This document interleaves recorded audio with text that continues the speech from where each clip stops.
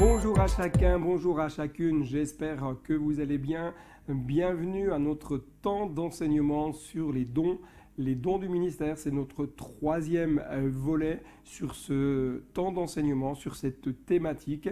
Et lors du deuxième volet, nous avions vu pas mal de choses ensemble et nous avions terminé notamment sur le caractère du serviteur. L'apôtre Paul, Romains 12, verset 3, nous dit « Par la grâce qui m'a été donnée, je dis à chacun de vous de ne pas avoir une trop haute opinion de lui-même, mais de garder des sentiments modestes, chacun selon la mesure de foi que Dieu lui a donnée. » Il est important de rappeler que celui qui désire servir Christ dans son quotidien, dans son église locale, doit apprendre à développer un cœur plein d'humilité. Vous savez, l'élan du cœur n'est pas suffisant pour servir Christ, mais je pense qu'il s'agit d'un état d'esprit dans lequel nous devons nous inscrire. L'état d'esprit d'humilité, l'état d'esprit qui cherche à servir dans la soumission, dans la bienveillance, dans l'amour fraternel.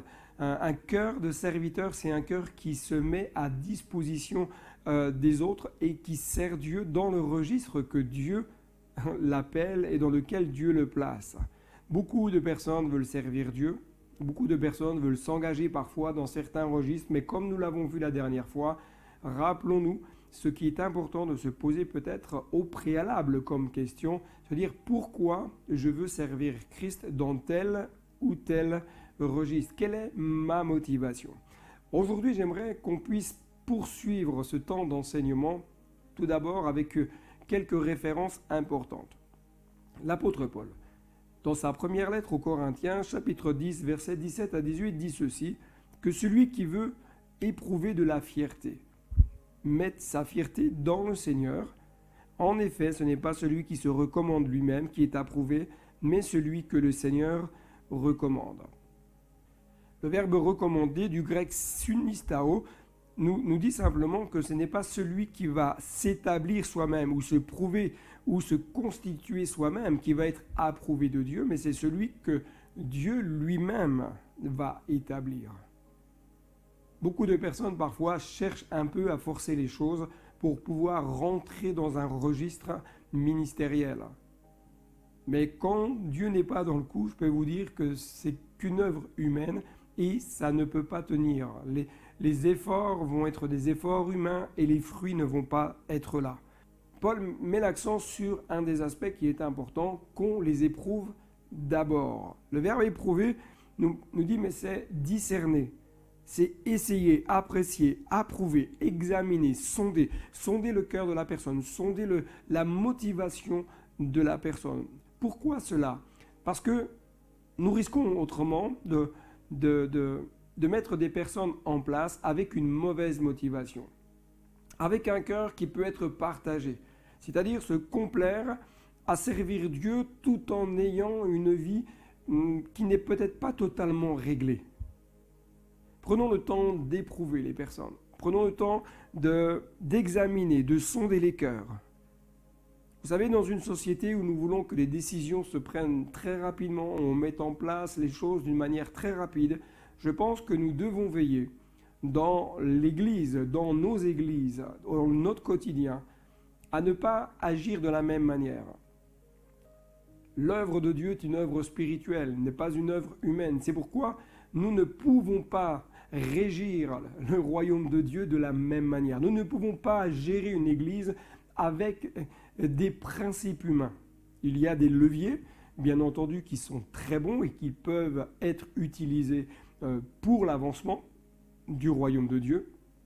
Mais nous ne devons pas oublier que l'œuvre de Dieu est une œuvre spirituelle, que derrière il y a un enjeu spirituel.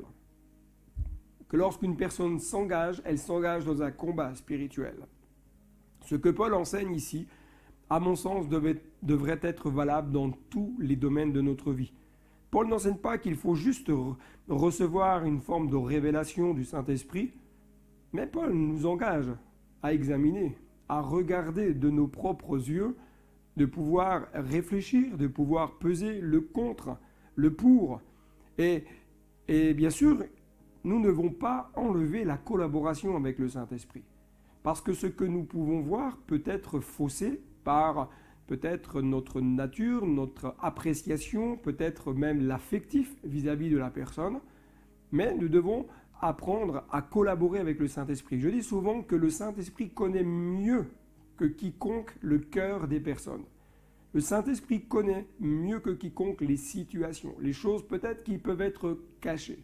C'est pour cela que lorsque il y a une personne qui désire servir Christ, demandons au Saint-Esprit, examinons, collaborons avec le Saint-Esprit, interrogeons le Saint-Esprit en lui disant « Saint-Esprit, éclaire-moi, montre-moi, est-ce qu'il y a quelque chose de caché que je devrais savoir?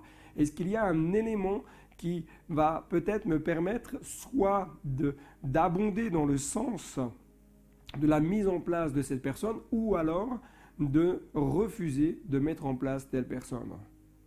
L'apôtre Paul, dans sa première lettre à Timothée, chapitre 3, versets 1 à 13, va dresser une liste de qualificatifs nécessaires pour ceux qui aspirent à une charge pastorale. Et je crois que lorsque nous lisons ce texte, nous pouvons reprendre ces qualificatifs pour tous ceux qui désirent servir Christ. Parce que si nous mettons une exigence élevé pour ceux qui ont une charge, ceux qui aspirent à une charge pastorale, je pense que les mêmes exigences spirituelles peuvent s'appliquer à tous ceux qui souhaitent servir Christ dans leur quotidien. Regardons tout d'abord le texte ensemble, 1 Timothée chapitre 3, versets 1 à 13. Cette parole est certaine, si quelqu'un aspire à la charge de responsable, c'est une belle tâche qu'il désire. Il faut donc que le responsable soit irréprochable, fidèle à sa femme, sobre, réfléchi, réglé dans sa conduite, hospitalier, capable d'enseigner. Il ne doit pas être buveur, violent, ni attiré par le gain, mais au contraire doux, pacifique et désintéressé. Il faut qu'il dirige bien sa propre maison et qu'il tienne ses enfants dans la soumission et un anti-respect. En effet, si quelqu'un ne sait pas diriger sa propre maison, comment prendra-t-il soin de l'Église de Dieu ? Il ne doit pas non plus être un nouveau converti de peur qu'aveuglé par l'orgueil, il ne tombe sous le même jugement que le diable. Il faut enfin qu'il reçoive un bon témoignage de la part des gens de l'extérieur, afin de ne pas tomber dans le discrédit et dans les pièges du diable. Les diacres, eux aussi doivent être respectables, n'avoir qu'une parole et ne pas s'adonner à la boisson ni être attirés par le gain. Ils doivent garder le mystère de la foi avec une conscience pure, qu'on les mette d'abord à l'épreuve et qu'ils exercent ensuite leur ministère, s'ils sont sans reproche. De même, les femmes doivent être respectables, non médisantes, sobres, fidèles en tout. Les diacres doivent être fidèles à leurs femmes et bien diriger leurs enfants et leur propre maison. En effet, ceux qui ont bien rempli leur service gagnent l'estime de tous et une grande assurance dans la foi en Jésus-Christ. Amen. Oh, quelle liste extraordinaire d'exigences spirituelles divines lorsqu'on veut servir Christ. Quelles sont donc les qualités que nous pouvons retrouver dans le texte que Paul a écrit à Timothée? Oh, il y a toute une liste d'éléments importants à prendre en considération lorsque nous désirons servir Christ et notamment dans cette charge pastorale, mais je dirais par extension lorsque nous désirons servir Jésus dans notre quotidien. Tout d'abord, Paul nous dit mais qu'il soit irréprochable, c'est-à-dire que la personne doit être sans reproche, qu'on ne puisse rien trouver chez elle ou en elle qui puisse entraver son ministère. Être sans reproche, ce n'est pas être parfait, mais c'est simplement veiller à ce que dans notre vie au quotidien, nous puissions veiller à ne pas laisser d'espace à l'ennemi qui puisse venir mettre un frein, un obstacle dans le service, le ministère que Dieu nous a confié. Deuxième point que l'apôtre Paul souligne, c'est celui d'être fidèle à sa femme. Mari d'une seule femme, c'est-à-dire ne pas avoir commis de faute morale. C'est un point très important parce que si nous avons fauté, bien entendu, nous sommes exposés. Et comment pouvoir enseigner, comment pouvoir encourager d'autres à rester fidèles alors que soi-même nous sommes tombés dans une faute morale. Il ne s'agit pas de juger ceux qui ont malheureusement fauté dans leur vie, parce que je crois que le sang de Jésus purifie de tout péché, que la grâce de Dieu est souveraine, que la grâce de Dieu est là pour relever. Mais néanmoins, il y a des principes spirituels que nous devons veiller et garder dans notre cœur pour la progression du royaume de Dieu. Troisième chose que l'apôtre Paul souligne, c'est le fait d'être sobre. Le grec nephthaléo nous parle d'être tempéré, modéré. Tempéré dans notre caractère, modéré dans notre prise de parole, tempéré et modéré dans les réactions que nous pouvons avoir face à certaines situations.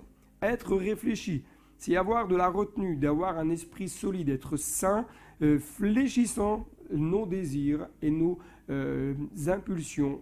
Je dirais même, c'est amener nos raisonnements en captivité, les amener à se soumettre à la souveraineté de Christ. Nous devons être réfléchis. Lorsque nous servons Dieu, nous ne devons pas servir Christ avec une impulsion de nos raisonnements, de nos envies personnelles. Nos raisonnements, nos pensées doivent être régulièrement amenés à la soumission de la souveraineté de Jésus, parce que celui qui règne, c'est Christ, et celui qui doit alimenter nos cœurs, c'est l'Esprit de Dieu. Régler dans sa conduite, kosmios, avoir une conduite décente, bien arrangée, bienséant et modeste. Oh, tout est attrait ici dans le comportement. Avoir une conduite décente. La gestuelle, même, je dirais, notre tenue vestimentaire, notre verbal. Nous devons être décents, bien arrangés, être hospitaliers. Du grec philoxénos, c'est-à-dire être généreux envers ses invités. Lorsque vous accueillez du monde, et j'en suis sûr que vous le faites, vous les accueillez avec générosité. Vous mettez peut-être même les petits plats dans les grands, comme on dit. Vous êtes généreux dans ce que vous allez transmettre au travers du repas, mais généreux aussi de ce que vous allez transmettre à travers le temps que vous allez prendre pour vos invités. Lorsque vous invitez des personnes, c'est parce que vous souhaitez être avec elles et prendre des temps de cœur à cœur, apprendre à se connaître, apprendre à se connecter. Soyez généreux d'une manière fraternelle. Être hospitalier. Ensuite, Paul continue de dire être capable d'enseigner, didactikos, avoir une aptitude à l'enseignement. Tout le monde ne l'a pas. Certaines personnes l'ont d'une manière naturelle et doivent le peaufiner, le travailler. D'autres doivent peut-être faire un peu plus d'efforts, mais certaines personnes ont reçu véritablement ce don d'enseigner. Ils ont une habileté à l'enseignement. Ne pas être un buveur, ne pas être violent, nous dit l'apôtre Paul, c'est-à-dire donneur de coups, être batailleur. Vous avez des personnes parfois dans leur caractère, ça se bataille. On sent qu'ils ont quelques difficultés dans leur caractère. C'est quelque chose sur lequel nous devons, à mon avis, tous veiller et travailler. Ce sont des choses qui peuvent malheureusement être comme des portes ouvertes à l'ennemi. Si nous avons cette problématique-là, l'ennemi, lui, le sait aussi et il va venir nous titiller dans ce registre-là pour nous amener à la faute. Mais soyons de ceux qui veillons. Être doux, c'est-à-dire être indulgent, modéré, équitable, juste, gentil, doux avec celui qui est peut-être dans la difficulté, doux avec celui peut-être qui a du mal dans sa vie spirituelle, doux avec celui peut-être même qui est tombé dans le péché, rempli de douceur. Être pacifique, c'est-à-dire non agressif, ne pas chercher les conflits. Bon, vous avez des personnes comme ça qui aiment, je dirais quelque part, le conflit. Voire peut-être même certaines personnes aiment aussi parfois et cherchent à le provoquer. Mais l'apôtre Paul dit, ne soyez pas comme cela, ne soyez pas agressifs, ne recherchez pas le conflit. Ensuite, l'apôtre Paul continue, il dit, soyez désintéressés, c'est-à-dire soyez sans cet amour de l'argent, sans avarice. Cela ne veut pas dire qu'on n'a pas le droit d'acquérir des biens, d'avoir une ressource financière importante, mais ça veut dire que l'amour de l'argent ne doit pas prendre le dessus. Nous devons veiller à ce que l'argent ne devienne pas un maître de notre vie. On ne sert pas Christ pour l'argent. On ne sert pas Christ pour les choses et les biens de cette terre. On sert Christ pour le salut des âmes. Veillons à ce que notre cœur ne s'attache pas aux choses matérielles, ne s'attache pas aux richesses de ce monde, mais s'attache aux richesses du ciel. Ensuite, l'apôtre Paul continue, il doit diriger convenablement sa maison. Il doit être un protecteur, un gardien, veiller à la bonne santé de son foyer, à la bonne santé de son couple, à la bonne santé de ses enfants, à la bienveillance. Il doit veiller à ce qu'il y ait un bien-être sur sa maison. Tenir ses enfants dans la soumission et l'obéissance. Il ne s'agit pas d'élever nos enfants dans une forme de légalisme, mais de leur communiquer, de leur transmettre des valeurs sociétales, des valeurs morales, des valeurs spirituelles qui vont les aider dans leur quotidien, qui vont les aider dans leur marche naturelle et spirituelle. Ensuite, Paul continue en disant mais que ceux qui désirent servir Christ puissent recevoir un bon témoignage de ceux du dehors. Je trouve étonnant que Paul ne parle pas ici de ceux du dedans, mais ceux du dehors. Je crois qu'il est important que nous puissions avoir un bon comportement lorsque nous sommes en dehors de l'Église. Parce qu'à l'Église, nous pouvons nous comporter d'une certaine manière. Nous pouvons avoir une attitude, nous pouvons avoir une tenue vestimentaire, une tenue verbale. Et à l'extérieur, être tout autre. Mais la Bible nous dit que nous devons recevoir un bon témoignage de ceux du dehors. Ceux du dehors sont souvent des personnes qui vont nous regarder et nous voir tels que nous sommes. Que pensent vos collègues de travail? Que pensent vos voisins?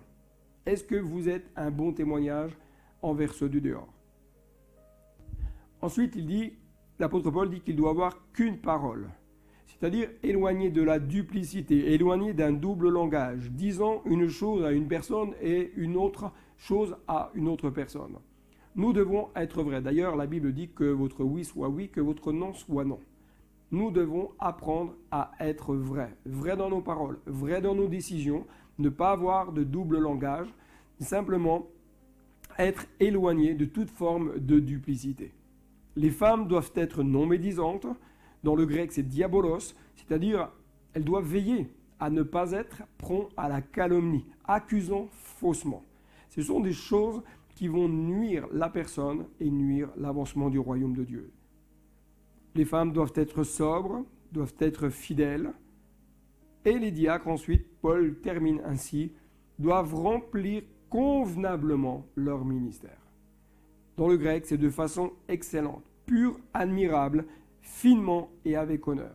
Chers amis, vous qui désirez servir Dieu ou vous qui servez Dieu convenablement, c'est-à-dire avec un cœur entier, dans l'excellence, non pas dans la médiocrité, mais dans l'excellence, d'une manière admirable, finement, avec honneur.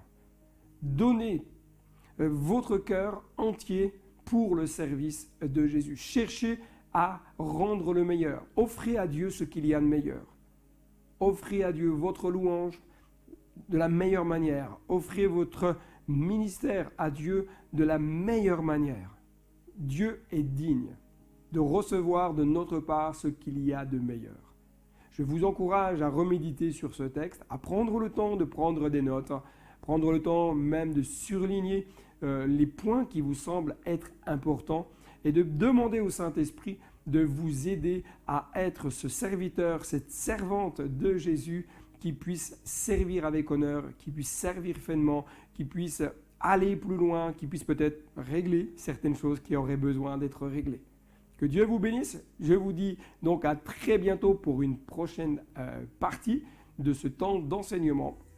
Et n'oubliez pas, le meilleur est devant. Bye bye.